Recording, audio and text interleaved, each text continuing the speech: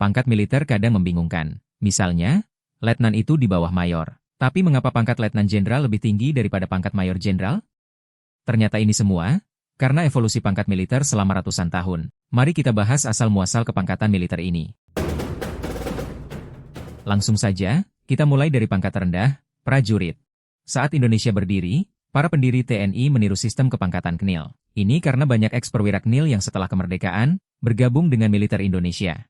Hal ini normal di negara yang baru merdeka, seperti Amerika Serikat yang menggunakan kepangkatan Inggris setelah merdeka. Nah, di KNIL, pangkat rendah adalah soldat, yang berarti tentara. Lidah Indonesia kadang menyebut soldat sebagai serdadu. Soldat ini sendiri, dari bahasa Latin yaitu solidus, nama keping uang Romawi. Mereka disebut solidus, karena dibayar dengan keping uang emas ini. Di Indonesia, pangkat prajurit ada 3 level. Prajurit 2, prajurit 1, dan prajurit kepala. Di atas prajurit, ada pangkat kopral. Nama kopral itu awalnya dari posisi militer di Italia yaitu capo de squadra. Capo berarti pemimpin, squadra berarti regu. Saat itu, satu skuadra ini berisi 30-90 orang prajurit. Pemimpinnya atau capo de squadra, biasanya tentara yang sudah senior dan berpengalaman di lapangan. Istilah capo de squadra muncul pada abad ke-15. Ada abad ke-16, istilahnya bergeser. Mereka tidak disebut capo de squadra tapi capo corporale. Corporale ini berarti orang atau badan. Istilah ini satu akar dengan corp atau kesatuan satu organisasi. Capo corporale berarti pemimpin orang-orang. Prancis mengadopsi istilah capo corporale pada abad ke-16 dan diringkas menjadi corporale. Dari istilah korporale, muncul istilah kopral. Di Indonesia saat ini, regu atau unit militer terkecil beranggotakan 8-13 orang, kadang juga dipimpin kopral. Ada 3 level kopral di TNI yaitu kopral 2, kopral 1, dan kopral kepala. Baik prajurit maupun kopral, masuk kelompok kepangkatan tamtama. Di atas tamtama, masuk kategori bintara.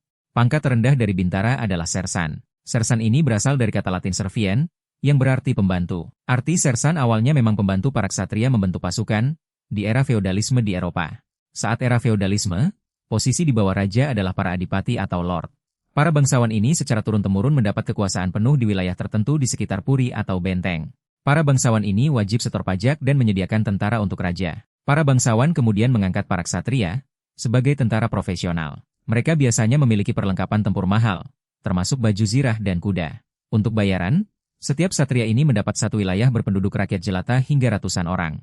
Para ksatria juga diharapkan membentuk pasukan wajib militer dari rakyat jelata, yang direkrut dari wilayahnya. Untuk mengurus wajib militer ini, para ksatria mengangkat orang dari rakyat jelata, yang disebut sersan. Para sersan ini bertugas mulai dari melatih hingga menjaga prajurit rendahan dari wajib militer, tidak desersi saat pertempuran. Saat feodalisme lenyap pada sekitar abad 15, pangkat sersan ini bertahan di dunia militer. Di TNI, pangkat sersan ada 4 lapis. 3 level pertama adalah sersan 2, sersan 1, dan sersan kepala. Sedang level sersan keempat atau paling tinggi, disebut sersan mayor. Mungkin ini agak membingungkan, karena di level atasnya, level perwira, ada pangkat mayor.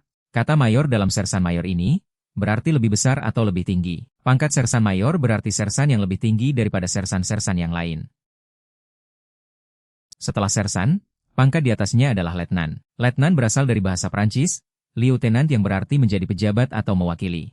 Awalnya digunakan pada abad 17 oleh Angkatan Laut Inggris. Posisi ini berarti ia mewakili kapten, yang merupakan pangkat di atasnya. Kepangkatan ini kemudian menyebar ke negara-negara Eropa. Militer Indonesia, yang menggunakan pola kepangkatan KNIL, juga menggunakan nomenklatur letnan ini. Maka dari 1945 hingga sekarang, militer Indonesia memiliki kepangkatan letnan 2 dan letnan 1.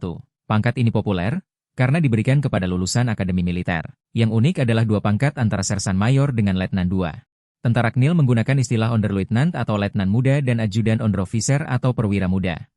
Angkatan Darat Indonesia, sejak lahir menggunakan istilah pembantu letnan 2 dan pembantu letnan 1 untuk 2 level pangkat ini. Namun Angkatan Laut sempat menggunakan istilah ajudan opsir rendah dan letnan muda laut.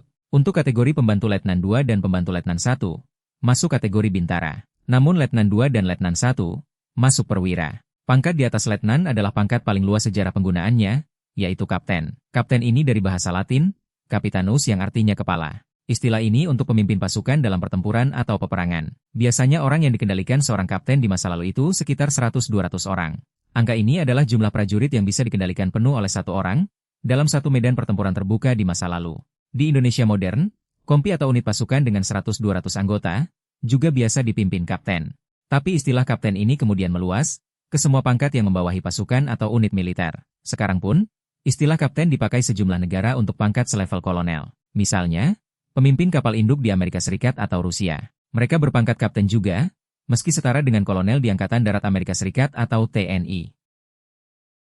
Di atas kapten, 3 pangkat berikut, awalnya saling terkait langsung, meski istilah modernnya berbeda. Pangkat itu adalah mayor, letnan kolonel, dan kolonel. Kita bahas mayor, letnan kolonel, dan kolonel secara bersamaan, agar tidak membingungkan. Pada awal abad ke-16, kerajaan Spanyol mengorganisir pasukannya dalam 20 unit. Satu unit masing-masing beranggotakan sejumlah kompi dengan total anggota sekitar 1.000 sampai 1.250 orang. Unit ini disebut kolom atau dalam bahasa Spanyol, colunela. Komandan kolom disebut cabo de colunela. Dari istilah ini, pangkat kolonel muncul. Di masa lalu, pemimpin kolonela atau kolom ini, biasanya para ningrat.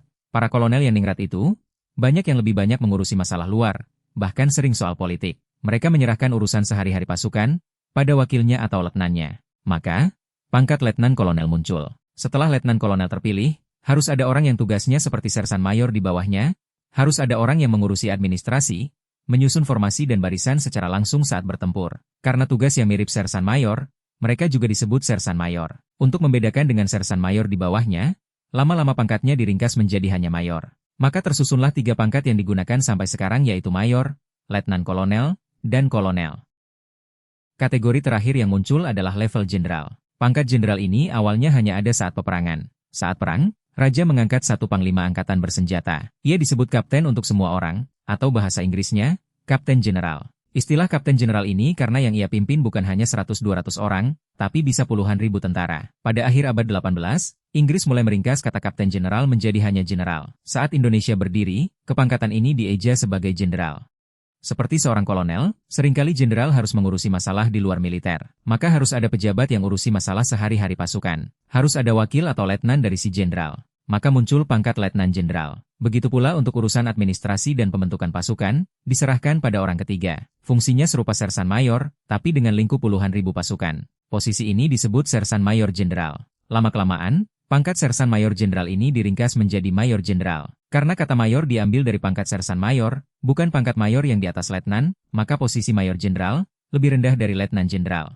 Yang terpisah adalah sejarah penamaan brigadir jenderal. Saat jumlah pasukan cukup besar, muncul masalah efektivitas kepemimpinan. Kesatuan pasukan di bawah kolonel hanya 1 batalion atau resimen dengan anggota sekitar 1.000 orang. Seorang jenderal dipandang tidak efektif mengelola 10 batalion atau resimen. Karena itu, tiap 3 resimen atau batalion disatukan dalam satu unit yang disebut brigade. Pemimpin brigade ini disebut brigadir. Kemudian muncul pangkat brigadir jenderal atau jenderal pemimpin brigade. Maka 4 level kepangkatan pun muncul yaitu brigadir jenderal, mayor jenderal, letnan jenderal, dan jenderal.